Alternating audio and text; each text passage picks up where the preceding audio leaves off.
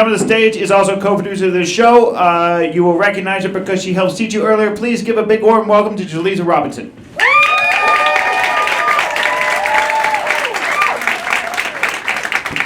What's up, bitches? It's me. Remember, I was like, sit there, and you were like, no. I love that for us. I love it. Every fucking weekend.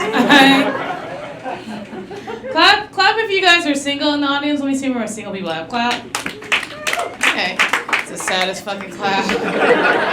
Dude, pre-COVID comedy shows, I'm like, clap if you're single. People were like, woo! Woo! And we're like, all right, not recently, but okay. Clap if you're in a relationship. Let me see. Yeah. Who I should hate. Clap if you're single during the lockdown. Let me see where the depression is. Yeah. You hear that clap? That is a depression clap. Just me and you. It's okay. We can be together. Single during the lockdown was hard, okay? Being single in general is fun, right? Because we can do whatever the fuck we want, all right? But during the lockdown, there was actually nothing to do, okay? And we're like, you know what I would rather have is love. So, yeah, a lot of my single friends are like, we're gonna bake bread, and I was like, you just need sex. And whatever. You can tell how single we were during the lockdown, right? Based on how nicely we were dressed to go get our to-go orders. So I got desperate. During the lockdown because I was a single. I remember I was grocery shopping. This is summer of 2020. I'm in the grocery store. When I'm grocery shopping, I don't talk to anybody, as you should, okay? If you are talking to people, stop fucking doing it. It's weird, right? I was in the grocery store, and this dude came up to me. He asked for my number, and I gave it to him because I was desperate, okay? But in my defense, we were also in Whole Foods. Right? I was like, this will be good for me. Do you know what I'm saying? It's like an investment in my future. So this is what happened. A couple days later, he actually texted me from his email address. Yeah, I made a mistake, all right? This is what happened. So when he asked for my number, he actually pulled out a paper notebook to write it down. And when I saw that, I wasn't like, oh, this man doesn't have a phone. I was like, wow, he must have a lot of ideas. So, my bad. I'm not great with dating. I'm not great. Are you guys from here? Clap if you're from here. Wow! There's almost like 20 people. That's never happened before. We're taking over. No, just kidding. I'm not kidding. Clap if you're from the Midwest. Let me see where my people at. Yes, there's only always like 5 of us because they don't let us leave. They don't let us leave. Now, I'm from the Midwest. I'm from Missouri. I love the Bay Area, though. I've been here like 7 years. This is definitely my favorite place to do a pandemic. Top #1 place to do a world pandemic. But interesting thing about being from the Midwest, which you might know, is we actually did not have a pandemic. Yes, the Lord spared us. So it was very good. No, I love being from the Midwest. We have a lot of pride. Sometimes it's like a little bit warranted, right? For example, everybody in the Midwest, for the most part, knows how to use a weapon. Down to like age 7. You know how to use a weapon, and you have to know how to use a weapon in the Midwest, just in case you get attacked by like a bear or like a liberal, right? You gotta stay strapped, okay? We also have like a delusional amount of pride, okay? I'm from St. Louis, Missouri, and I'll tell you, so when I was moving to California, every single person I knew in Missouri was like, why would you move to California? We have everything they have. That's what they believed in their heart. They were like, Missouri and California are the same.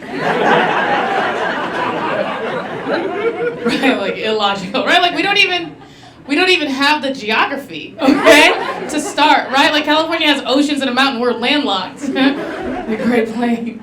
Then I moved here, and I was like, wow, there are half black, half Filipino people. That's a new ethnicity. I had never seen that shit. We don't have that in the Midwest.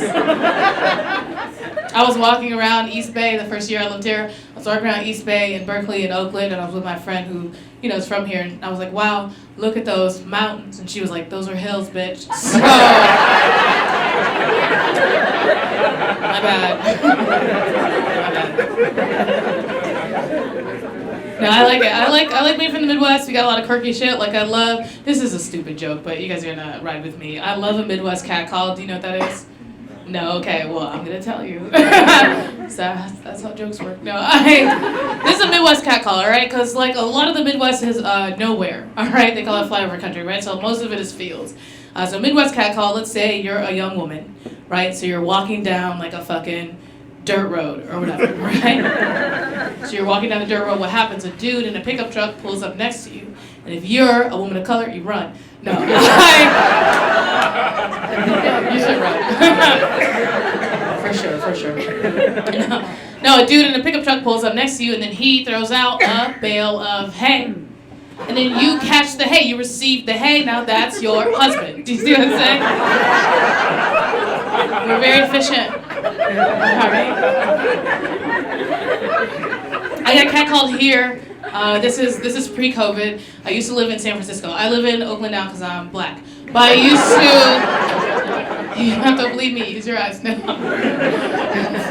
Sorry. People always ask me too. They're like, "Why'd you move to Oakland?" I moved to Oakland because I wanted more class and ethnic diversity. And it's not that I don't think San Francisco isn't diverse. It's just not diverse in those ways, right? Like San Francisco is not like class and ethnically diverse, but it is very like neurologically diverse. Okay, so that's what we're looking for. A couple of you get that joke later, which explains diversity.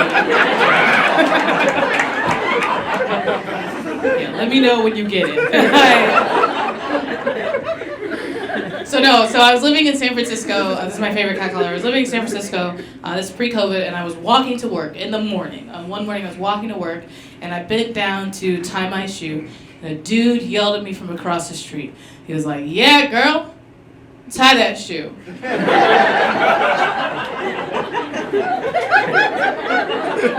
I was like, "Yo, that's what I'm doing."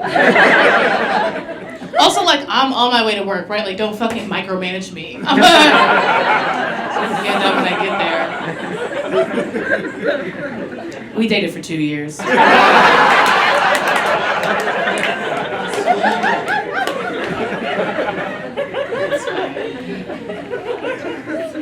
Now, I actually recently, with my sister, I drove across the country. She was living in Oakland. She just wanted to try out the different coasts. I have two sisters. So one of them, I live here. My other sister, she lives in Atlanta. And then my youngest sister, she just like was still in Missouri, right? Just like trapped or whatever. So I had her come out to Oakland for a year, and now she's going to go try Atlanta. So we drove across from Oakland to Atlanta. And I love a road trip. We like drove across the country. I love a road trip, and I love a road trip because I'm from the Midwest. And if you're from the Midwest, you know that you don't know about planes till you're like 30, right? Like you're just like, let's hop in the car and go, right? Like if you can't get there by land, it doesn't exist. So, like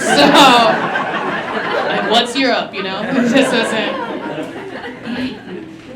So yeah, we did a road trip, and I love road trips too because I love all the signs that you see on a road trip, right? I feel like the signs are really good. So like we were driving across the country, we were in like New Mexico or somewhere, and we saw this sign. The first sign was like population. It was a little town in New Mexico. It was like population 758. So we did not stop because we're black.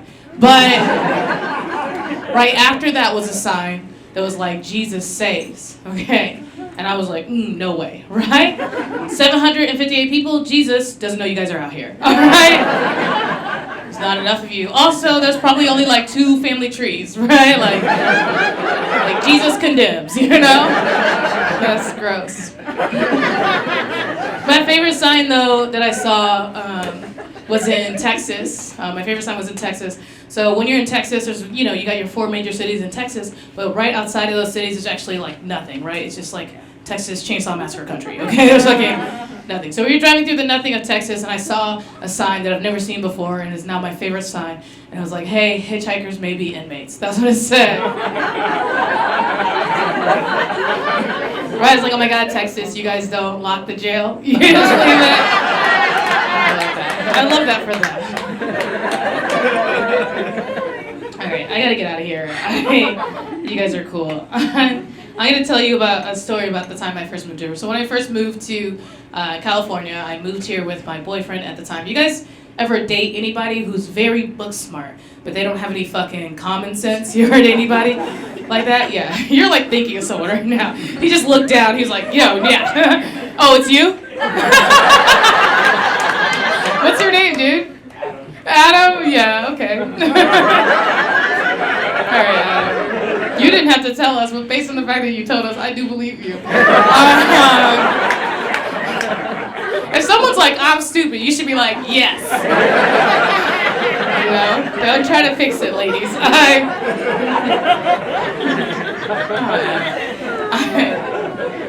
So this guy I was dating, this my boyfriend at the time, was very, very book smart. He didn't have a lot of common sense. And we moved into our one-bedroom apartment together in San Francisco, and he was white, okay? Usually what I like to do is find the whitest person in the row, but since you spoke up early, I'm just gonna point to you, Adam, all right? No, he's white, and this is very important for the story. He's also still currently white. I just don't know him anymore or whatever. But he moved into our one-bedroom apartment in SF, and he woke up one morning, he had this huge pimple that had developed in the middle of his forehead, and he had a very important job interview. He was like, hey, Jalisa, can I use some of your makeup?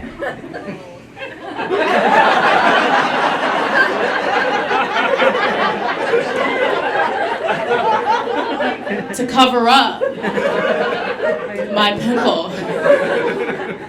And I was like, oh my God, Adam. No, just kidding. No, I was like, oh my God, Tyler, same thing.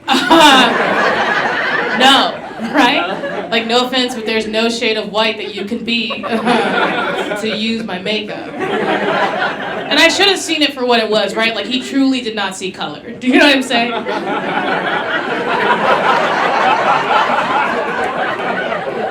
But also, he was asking me to apply blackface to him before a job interview. So I did it. I'm Jalisa, thank you guys.